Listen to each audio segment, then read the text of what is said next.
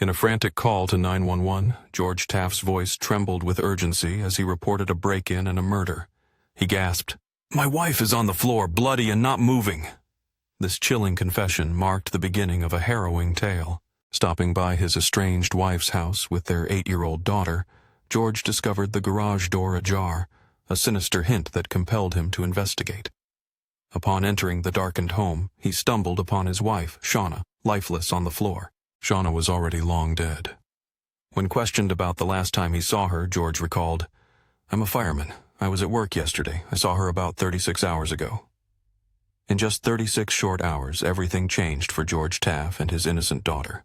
Shauna, with whom George was estranged but still married, lay dead, leaving this respectable firefighter to grapple with the aftermath.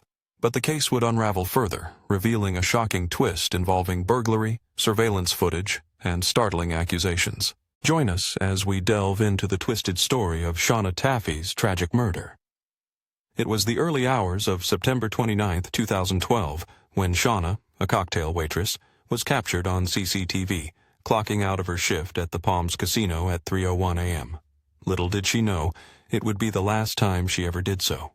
After her shift, Shauna drove the 30 minutes back to her house, entering through the garage. Tired from a long night, she moved quietly through the darkened house, eager to slip into bed without turning on the lights. Navigating the hallway towards the stairs, her night took a horrifying turn. Lurking in the shadows, an assailant lay in wait, armed with a hammer. When they lunged at her, Shauna instinctively raised her hands to shield her face. The brutal attack began as her attacker broke her fingers, then mercilessly beat her with the hammer until she was dead.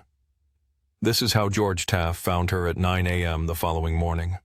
The mother of his daughter, lifeless in their living room. The scene was horrific. Shauna had been brutally murdered in her own home. The questions loomed large. Why was she killed, and who was responsible? To understand the gravity of this tragedy, we must first explore Shauna's past. Shauna's story began in Salt Lake City, Utah, where she was born in March 1966. Raised as a Mormon alongside her sister and 5 brothers, her family remained in Utah until she turned 12, then relocated to Pennsylvania, and later to Virginia, where she attended South Lakes High School. In high school, Shauna became popular, recognized for her girly girl persona and outgoing nature as a cheerleader. She graduated in 1984, seemingly on the brink of a bright future on the East Coast. However, a yearning for the desert climate pulled her back west. In 1994, at the age of 28, Shauna returned to Las Vegas, Nevada, drawn by the bright lights of Sin City, starkly contrasting her conservative upbringing. She moved there to be closer to her sister Paula, but Las Vegas was far from the family-oriented environment she had known. Initially, Shauna found work in upscale retail stores like Saks Fifth Avenue and Neiman Marcus. But her ambitions led her to the vibrant resort and casino scene, where lucrative opportunities awaited even for a waitress. A few years after her arrival, she secured a job as a cocktail waitress at the Fiesta. From there, she was fortunate to land the same role at the Palms Hotel Casino upon its opening in 2001. Shauna embraced her job, finding it glamorous and exciting. Her co-workers became like family, and one colleague remarked, "I never saw Shauna with a frown. She was always so bubbly, laughing at everything." Shauna Taffy thrived in the vibrant world of cocktailing, where the thrill of her job was matched only by the financial rewards it offered.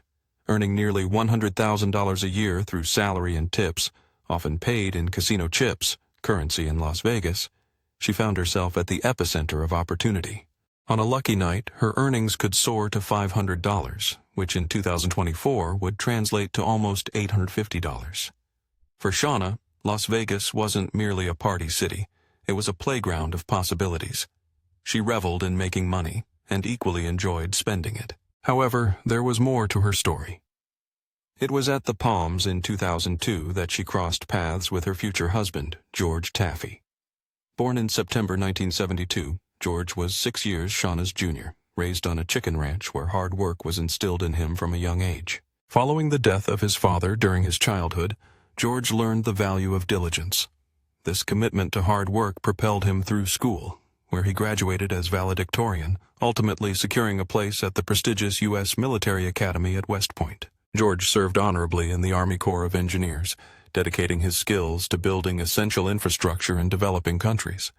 Yet, upon leaving the military, he found the monotony of civilian engineering work unfulfilling. Seeking adventure, George transitioned to a role as a Las Vegas firefighter. Charismatic and embodying an all-American charm, he was regarded as a family man, sending financial support to his mother, who cared for his disabled sister. Strikingly handsome, George even graced the pages of a firefighter pinup calendar. It was no surprise that when Shauna met him at the Palms in 2002, she felt an instant attraction, and their chemistry quickly ignited. Just 1 year later, they welcomed their daughter into the world. 3 years after that, they celebrated their union in a picturesque beach wedding in Hawaii on March 16, 2006, a mere 3 days after Shauna's 40th birthday. Their wedding photos captured a joyful couple, blissfully unaware of the dark turn their lives would take. This idyllic scene was set in 2006, yet by 2008, their world, along with that of millions of Americans, would be irrevocably altered. The Great Recession struck, marking the worst economic downturn since the Great Depression of the 1920s. Unemployment rates soared above 10%, triggered by the catastrophic bursting of the housing bubble. The repercussions were felt acutely in Las Vegas, a city heavily reliant on tourism and the casino industry, both of which thrived only when patrons had disposable income. The construction sector was devastated, with foreclosures becoming commonplace and unemployment in the city skyrocketing to a staggering 14%. The Taffes, too, found themselves ensnared in this economic turmoil. George suffered financial losses in the housing market crash. Like countless families, they were forced to adapt to their new reality. This shift stirred underlying tensions at home. George's demeanor began to darken. Jealousy and control issues emerged as he accused Shauna of dressing provocatively for her job. His remarks, often made in the presence of their impressionable young daughter, deeply unsettled Shauna. She felt it was unacceptable for him to voice such opinions, especially in front of their child. Moreover, his complaints about her spending habits only fueled the conflict. Shauna was accustomed to her independence, earning her own money through diligent shifts of cocktailing and spending it as she pleased. Tensions escalated further when Shauna grew uneasy about a man George had hired to assist with household tasks. In the shadows of a crumbling marriage, George Taff extended a gesture of kindness to a homeless man. Yet for Shauna Taff, his presence was unsettling, evoking a deep sense of discomfort. As the years passed, their relationship, strained by years of discontent, continued its downward spiral. They had been together for a decade and married for 6 tumultuous years. Finally, after a long battle of endurance, Shauna reached her breaking point. In April 2012, she made the difficult decision to leave their family home. Their daughter, only 8 years old, would now spend her time divided between 2 households, a shared custody arrangement that proved to be anything but easy. Shauna worked long nights as a cocktail waitress, while George's demanding shifts as both an EMT and firefighter took their toll. Their daughter spent considerable time with George's mother, a necessary arrangement that perhaps was intended to provide stability amidst the chaos. Despite the deteriorating circumstances, Shauna wasn't ready to let go of her dreams, or the man who had once charmed her. Perhaps it was her idealistic nature, or her desire to preserve the image of a perfect family that kept her holding on. She believed in the potential for reconciliation, and so she suggested marriage counseling. Throughout the summer, they attempted to mend the fractures in their relationship. Yet, as early September approached, the dark clouds of misfortune began to gather over Shauna's life. In a terrifying turn of events, her townhouse was violated. A burglar had broken in, taken a shower, and stolen her wedding ring along with a pair of her bathing suit bottoms. Among the remnants of the invasion, a pair of small boxer shorts was left behind, an unsettling reminder of the breach of her sanctuary. Though understandably shaken, Shauna, ever the optimist, chose not to fortify her home, convinced that the odds of a second break-in were slim. Sadly, she was gravely mistaken. In the early hours of September 29th, only 3 weeks after the burglary, Shauna left her shift at the casino around 3 a.m. Exhausted and overwhelmed by the weight of her marriage and parenting responsibilities, she lacked the energy to remain alert. Little did she know that someone lay in wait, concealed in the darkness, armed and ready. The paramedics who responded to George's frantic 911 call were horrified to discover the severity of her injuries. The wound to her head was so severe that they initially suspected she had been shot. This brutal assault had the unmistakable markings of a premeditated act. one that was ruthlessly designed to end a life. The police quickly turned their suspicion toward George, as is often the case when marital tensions escalate to violence. But George presented an alibi that seemed plausible. He recounted to the 911 operator and later to the police that when he arrived, he found Shauna lying on the floor, bloodied and whispering, "I just want to die." He had just completed a grueling 24-hour shift at the firehouse, and their daughter had been at her grandmother's house that night. Upon collecting their daughter that morning, George had stopped by Shauna's home, only to stumble upon the horrific scene by what he claimed was mere coincidence. With an alibi in place, the investigation hit a dead end, as no other viable suspects emerged. Interviews conducted with Shauna's co-workers painted a picture of a vibrant woman, beloved by her peers, known for her hard work and infectious spirit. Yet, as the investigation deepened, the police began to wonder if a predator lurked in the shadows, targeting women like Shauna. The fear spread through the casino where Shauna worked, as female employees wrestled with the unsettling notion that they might be next. The earlier burglary of Shauna's home now loomed large in the minds of investigators. Could it have been a sinister warning from the killer? The answers remained elusive. Women who worked at the casino felt a palpable fear, believing they might have been deliberately targeted. The burglary at Shauna Taffe's residence emerged as a disturbing warning sign. Had the killer been involved? The investigators could only speculate, their uncertainty growing with each passing moment. 2 days into the investigation, detectives caught a break that would change the course of the case. A man named William Penix, known as Big Will, approached them, armed with crucial information that could unravel the mystery surrounding the murder. William had spent years in Las Vegas, living a life marked by stability. He worked as a maintenance man for an apartment complex and dedicated himself to helping others, including a friend he knew only as Greyhound. Greyhound led a starkly different existence, residing in a tent in the foothills of the city, far removed from the neon lights and glamour of the Las Vegas Strip. A former convict, Greyhound was striving to rebuild his life, with Will acting as a guiding force. However, one fateful day in September, Greyhound approached Will with a chilling confession. "I got something to tell you," he said, his voice steady. When Will pressed him for details, Greyhound revealed, "I just murdered a woman." This shocking admission came without a hint of remorse. Instead, Greyhound appeared to take satisfaction in having completed a grim task, claiming he struck the victim repeatedly with a hammer until it shattered. Alarmed, Will immediately contacted the authorities. Initially, law enforcement was skeptical of Greyhound's confession, suspecting it was too convenient to be true. Nevertheless, they pursued the lead.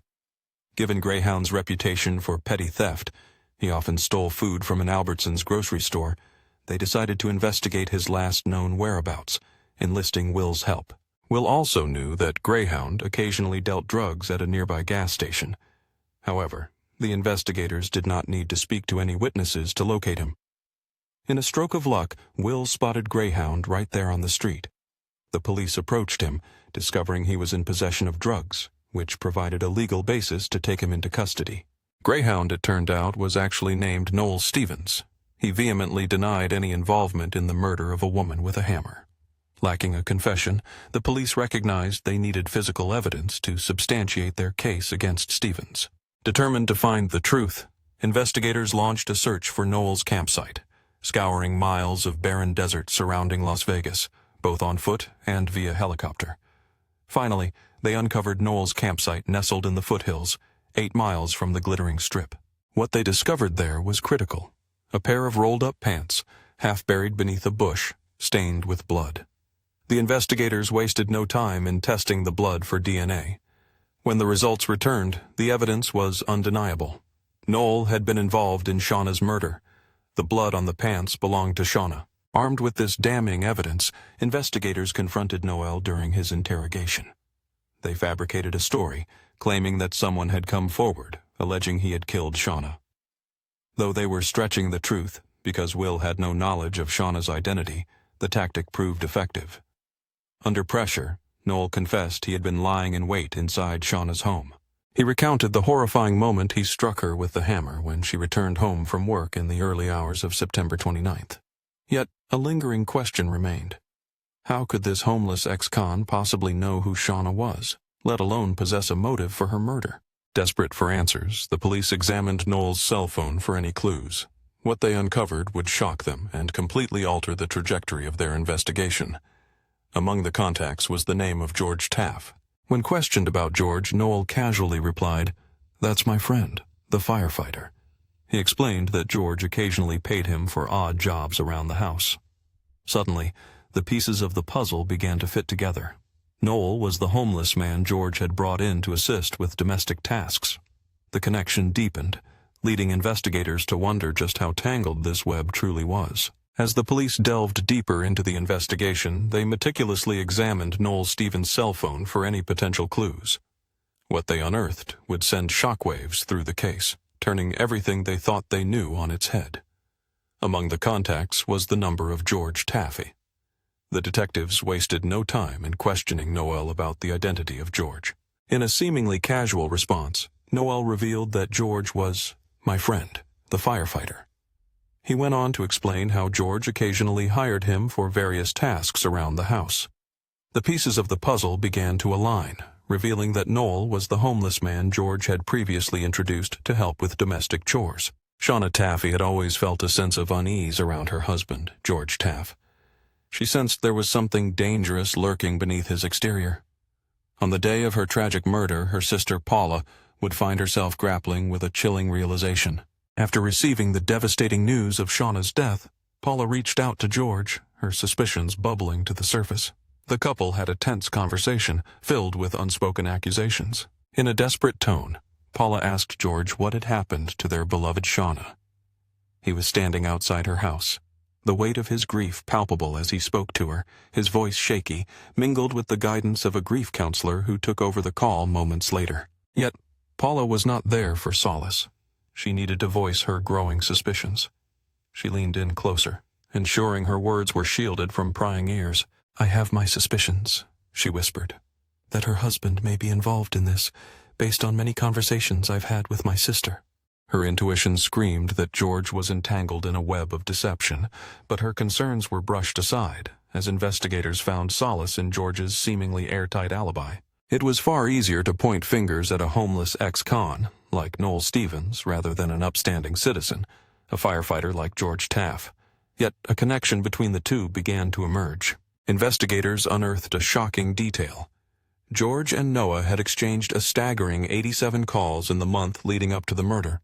This was no mere acquaintance. Their relationship ran deeper than anyone had imagined. The two had initially met when Noah lived just a few doors down from George and Shauna. Their friendship blossomed as Noah helped the Taffys with odd jobs, a connection that persisted even after he fell into homelessness. Noah idolized George, captivated by his charisma and the semblance of success he projected, even amid financial turmoil after the housing market collapse. When George offered Noah $600 with promises of more to come, Noah became ensnared in a deadly pact. The plan was to stage an accident. Noah would strike Shauna over the head, then place her in her car, driving it into a wall. But as investigators would later reveal, an autopsy would expose the truth behind the calculated blow to her head. They also contemplated suffocating her with a plastic bag, but Noah feared leaving behind DNA evidence.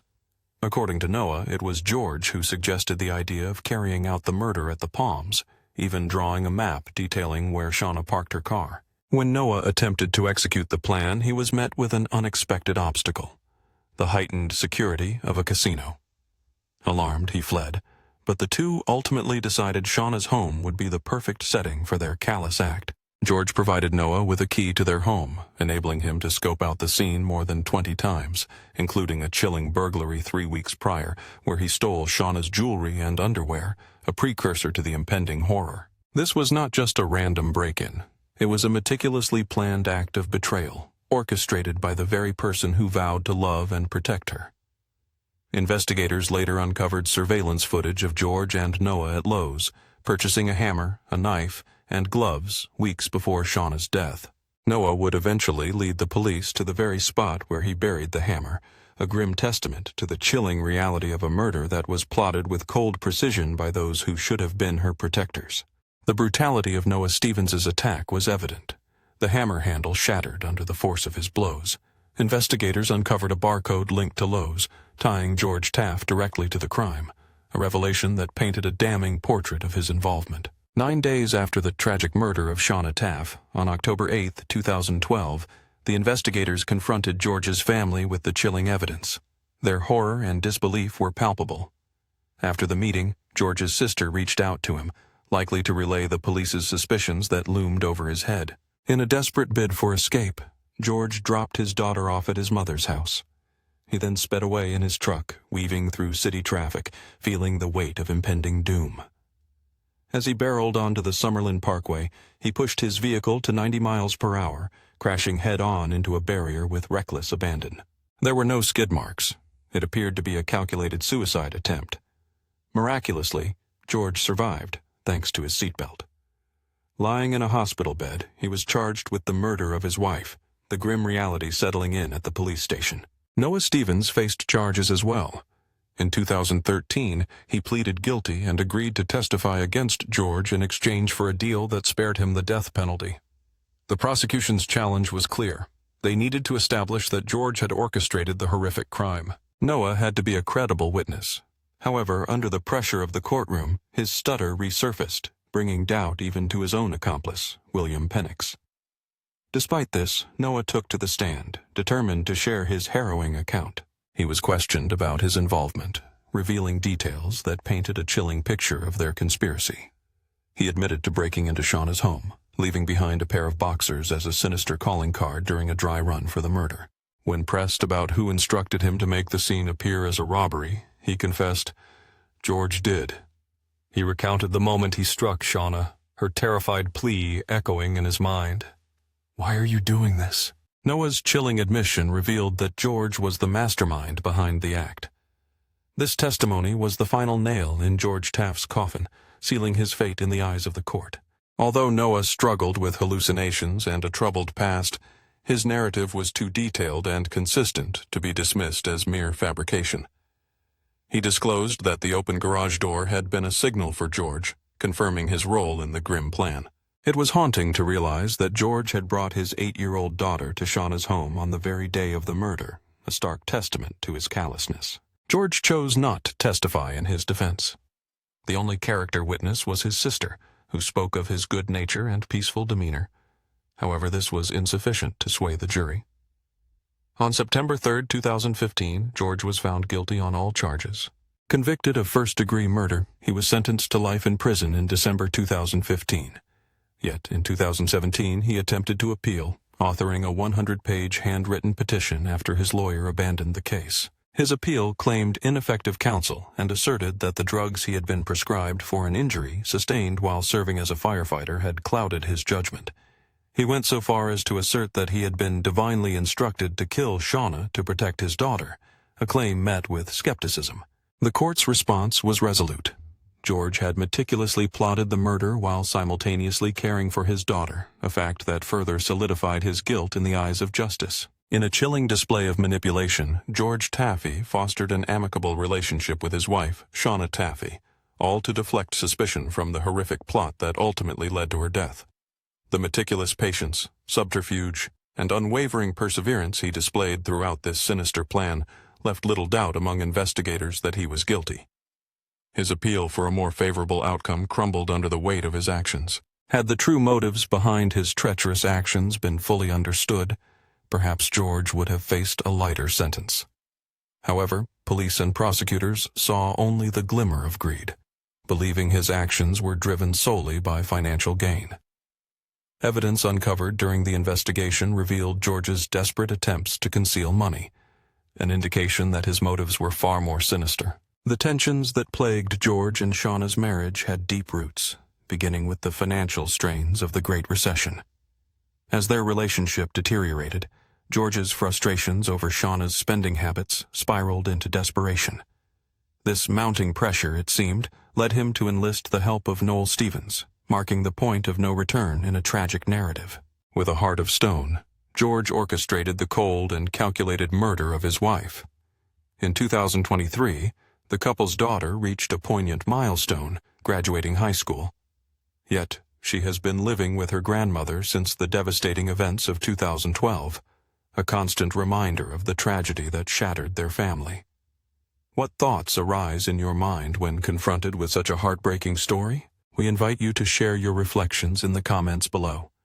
Until next time, stay safe, keep following our channel, and we will see you very soon on The Decoder.